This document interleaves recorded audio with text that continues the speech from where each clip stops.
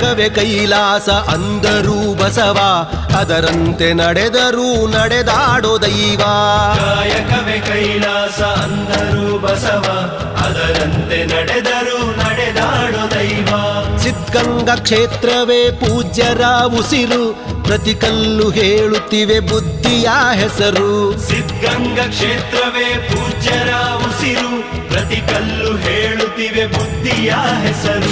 ಕಾಯಕವೇ ಕೈಲಾಸ ಅಂದರೂ ಬಸವ ಅದರಂತೆ ನಡೆದರೂ ನಡೆದಾಡೋ ದೈವ.